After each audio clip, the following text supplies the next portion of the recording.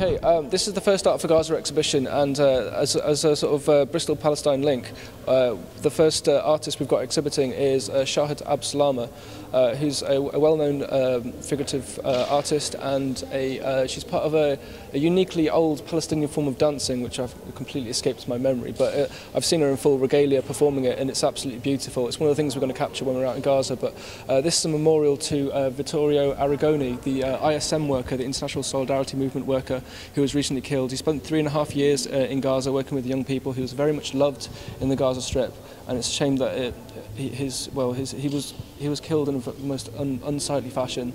But it did lead to the recent peace deal, which is the one good thing about it. It's the event on the 15th of May 1948, when the Palestinians were expelled from their homeland. They left with keys and locked up, thinking they would be able to return, but unfortunately they were not able to do so, and that's still a contentious issue today.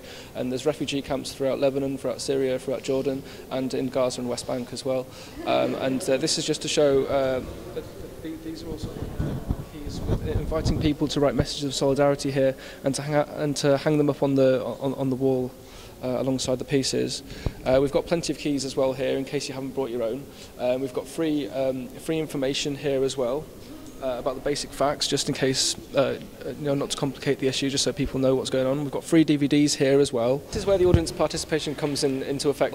Down here we've got sort of a few artist materials as well for people to draw, and what we're doing is we're inviting people to draw their very own plant for Palestine as part of the Artists Against Violence movement, which is so the idea behind that is that every flower has a chance to flourish and has an equal right to do so.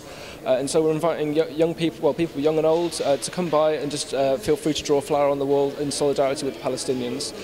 We've also got keys here as well, which if anyone's got old keys, feel free to bring them down, but we also have a bag of keys which are more than welcome to go up. Okay, these are the plants for Palestine, which we've been selling locally in St. Werburgh's. Essentially, last time we went into Gaza, I broke the blockade on both sides. On the way in, I took some spray paint and did as much good with that as possible. On the way out, I snuck some seeds out of various edible vegetables. It's basically all typewriter's idea, actually. He's going to get some seeds, bring them back, and we'll do something with them. And I was like, fantastic.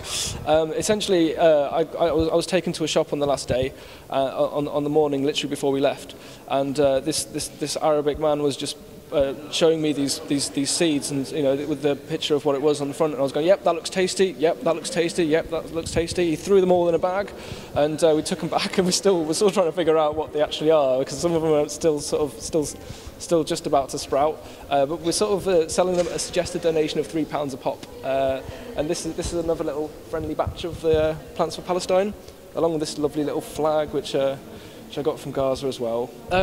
This is the piece Cast Lead. It was painted on the eve of Cast Lead, the 27th of January 2011.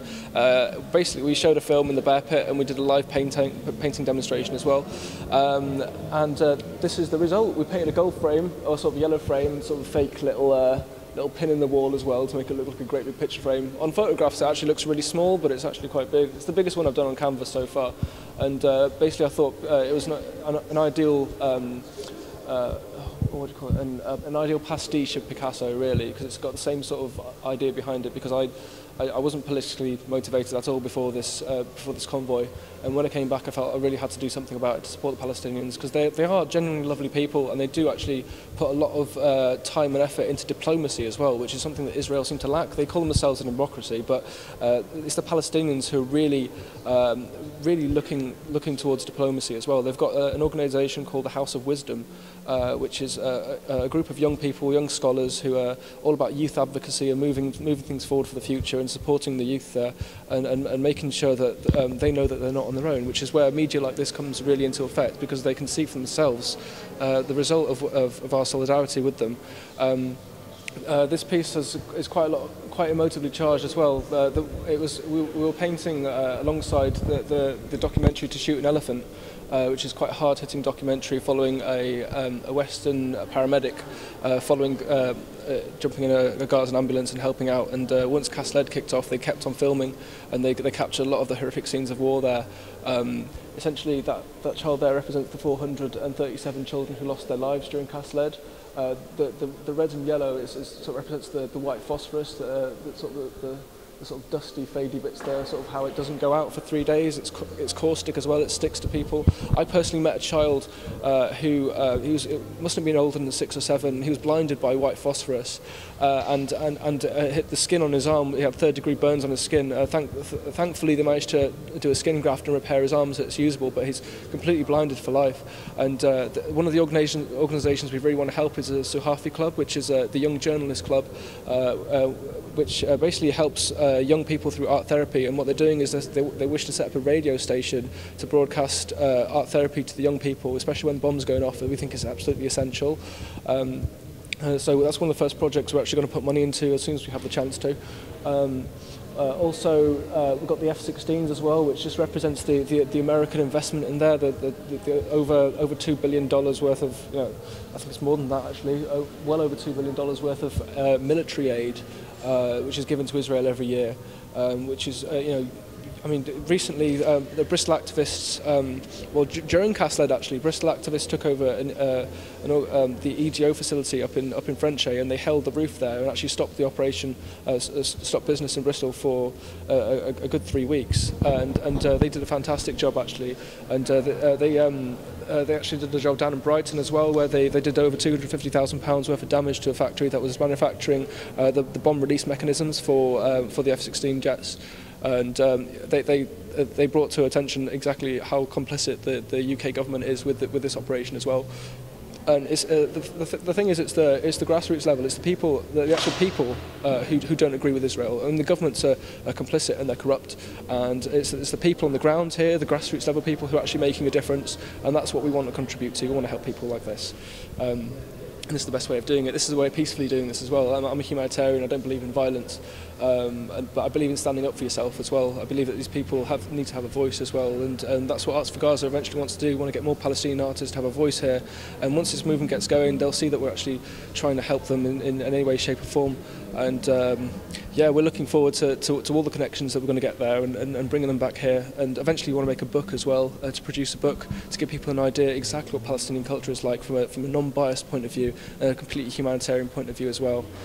Okay, this medal was given to us by the Libyan Red Crescent in Derna. Basically, we had a ceremony and they approved us as humanitarians, and we had like a big event, and it was also to help us get through the Arab world as well. It was actually, ironically, it was the Gaddafi Foundation which actually helped supporters going through Libya, through Gaddafi's third son, who was actually a humanitarian before he was actually sacked and pushed out by the rest of the family.